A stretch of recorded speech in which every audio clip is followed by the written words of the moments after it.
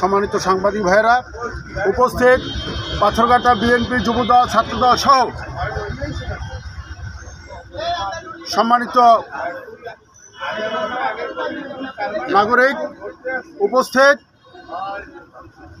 আমার প্রাণের চৌধুরীর প্রিয় সংগঠন বাংলাদেশ জাতীয়তাবাদী যুবদলের সর্বস্তরের নেতাকর্মী ভাইয়েরা, সকলে বরগুনা জেলা যুবদলের পক্ষ থেকে আব্দুল মোনায়েম মুন্না ভাই ও কেন্দ্রীয় বিএনপি সাধারণ সম্পাদক নুরুল ইসলাম নয়ন ভাইয়ের পক্ষ থেকে সংগ্রামী সালাম গ্রহণ করুন। আসসালামু আলাইকুম। সংগ্রামী সাথীরা, আপনারা জানেন 5 তারিখে এই ফ্যাসিস্ট শেখ হাসিনার পতনের পরে এদেশে একটি শান্তির নিঃশ্বাস ফেলা সম্ভব হয়েছিল বাংলার আপময় জনসাধারণ। কিন্তু আমরা কি দেখতে পেলাম? আজকে জামাতের কিছু লোকের কারণে আজকে দেশে অরাজকতা সৃষ্টি হয়েছে। আজকে পাথরঘাটায় যেসব ছাত্রলীগের কর্মীরা পাথরঘাটা বিএনপি অফিস ভেঙেছে, পাথরঘাটায় প্রাণ মুসলমান ভাইদেরকে অপমান অপদস্থ করেছে, সামাজিক লোকজনদেরকে অপমান অপদস্থ করেছে, তাদেরকে এই জামাতের ছত্রছায়ায় জামাতের সদস্য বানিয়ে জামাতের কার্ড বুকে দিয়ে তাদেরকে জামাতের কর্মী সভায় আমন্ত্রণ করে জামাতের সদস্য করে নিয়েছে।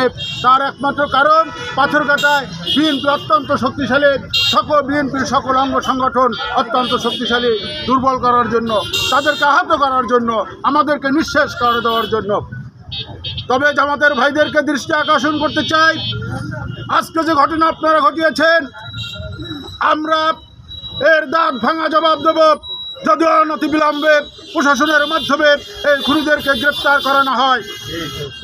যদি মনে করেন আওয়ামী লীগের ভাইয়েরা জামাতের সাথে মিলে, জামাত যদি মনে করেন আওয়ামী লীগ পেয়েছে, ওদেরকে নিয়ে আমরা একাত্তা হয়ে বিএনপির মোকাবেলা করবেন। বিএনপি শুধু বিএনপি নয়, বিএনপি হচ্ছে বাংলার আপময় জনসাধারণের দল। আপনারা কিন্তু এইভাবে পরিকল্পনা করলে নিঃশেষ হয়ে যাবেন। আমার কথা আমি বেশি দীর্ঘায়িত করতে চাই না।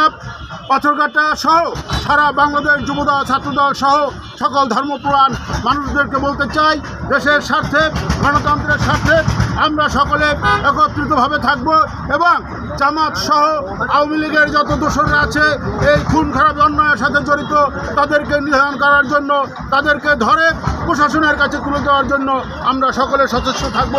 এই আশাবাদ ব্যক্ত করে আমি আমার সংক্ষিপ্ত বক্তব্য শেষ করছি। আল্লাহ হাফেজ।